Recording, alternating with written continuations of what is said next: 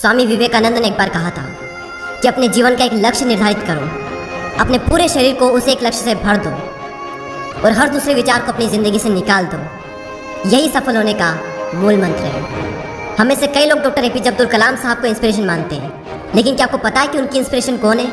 स्वामी विवेकानंद। और सिर्फ यही नहीं, बल्कि निकोला टेस्ला, सुभाष चंद्र बोस, लाल बहादुर शास्त्री और भी कई सारे ऐसे लीजेंड्स हैं जिनकी इंस्पिरेशन स्वामी विवेकानंद है। आज हम स्वामी जी के जीवन की 3 कहानियां डिस्कस करेंगे और जीवन की बहुत बड़ी सीख है इन तीनों कहानियों में।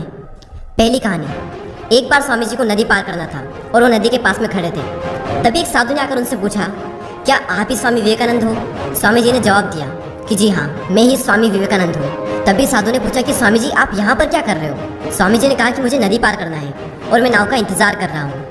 तभी साधु ने कहा कि तुम इतने बड़े इंसान हो, कई सारे लोग तुम्हें अपनी प्रेरणा का स्रोत मानते हैं और तुम एक नदी पार नहीं कर सकते।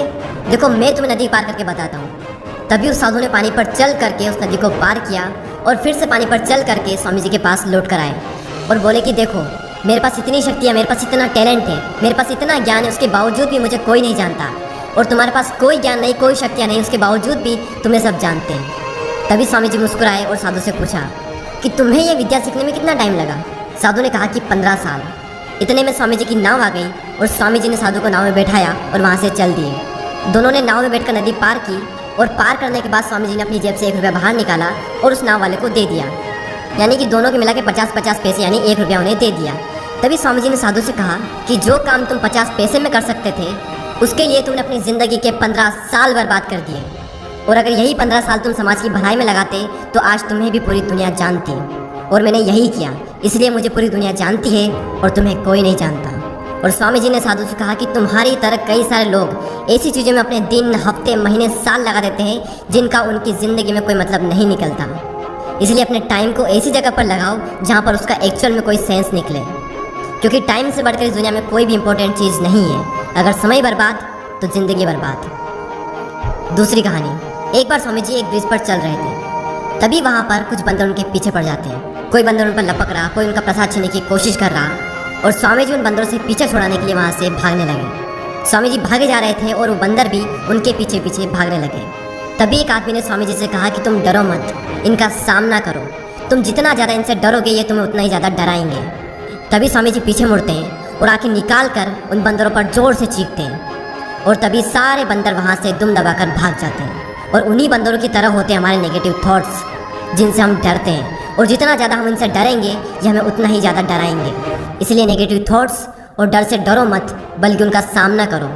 इनसे तुम जितना ज़्यादा डरोगे ये तुम्हें उतना ही ज़्यादा डराएंगे। और अगर तुम इनका सामना करते हो तो नेगेटिव थॉट्स और डर भी एक दिन तुमसे डर जाएगा। तीसरी कहानी को सुनाने से पहले मैं आपको कुक्कू एफएम के बारे में बताना चाहूँगा। अब कई सारे लोग वीडियो के इस पार्ट को स्किप कर देंगे और एक लाइफ चेंजिंग अपॉर्चुनिटी को भी स्किप कर देंगे। अगर आप स्वामी जी के बारे में और ज़्यादा जानना चाहते हैं या फिर उनकी बायोग्राफी को सुनना चाहते हैं तो कुक्कू एफएम पर उनकी बायोग्राफी डली हुई है, आप जाकर सुन सकते हैं। कुक्कू एफएम एक बहुत ही कमाल का प्लेटफॉर्म है जहाँ पर आपको कई सारी लाइफ चेंजिंग बुक समरीज और बायोग्राफीज मिलेगी, वो भी ऑडियो फॉर्म में। वैसे तो इसकी कॉस्ट 399 रुपीज़ पर ईयर है, लेकिन अगर आप DD20 कूपन कोड यूज़ करते हो तो आपको मिलेगा 20% का डिस्काउंट और फिर टोटल कॉस्ट होती है 319 रुपये और ये less than 1 rupees per day से भी कम है। तो लिंक डिस्क्रिप्शन में है, आप जाकर एक बार चेकआउट ज़रूर करें। तीसरी कहानी, एक बार स्वामी जी उनके गुरु श्री रामकृष्ण परमहंस के साथ कहीं जा रहे थे। तभी रास्ते में उन्हें एक आदमी मिला जो पत्थर पर कुछ बना रहा था। तभी रामकृष्ण परमहंस जी ने पूछा कि तुम इस पर क्या बना रहे हो? तभी उस व्यक्ति ने जवाब दिया कि मैं एक राजा की मूर्ति बना रहा हूँ। रामकृष्ण जी ने पूछा कि क्या उस राजा की तुम्हारे पास में कोई तस्वीर है? तभी उस मूर्तिकार ने कहा कि नहीं, मेरे पास उनकी कोई तस्वीर नहीं है। तभी रामकृष्ण जी बोले कि अगर तुम्हारे पास उनकी कोई तस्वीर नहीं है तो फिर तुम उनकी मूर्ति कैसे बना सकते हो? तभी उस मूर्तिकार ने जवाब दिया कि भले ही मेरे पास उनकी कोई तस्वीर नहीं है, लेकिन मेरे दिमाग में उनकी स्पष्ट तस्वीर छपी हुई है। और कुछ ही देर बाद उस मूर्तिकार ने राजा की सुंदर मूर्ति बनाई भी। और स्वामी जी ये सारा दृश्य अपनी आंखों से साफ देख रहे थे और तभी उन्हें अपने कुछ सवालों का जवाब मिल गया कि अगर कोई भी इंसान अपनी ज़िंदगी में कुछ भी पाना चाहता है तो उस मुकाम की या फिर उस चीज़ की तस्वीर उसके माइंड में एकदम क्लियर होना चाहिए।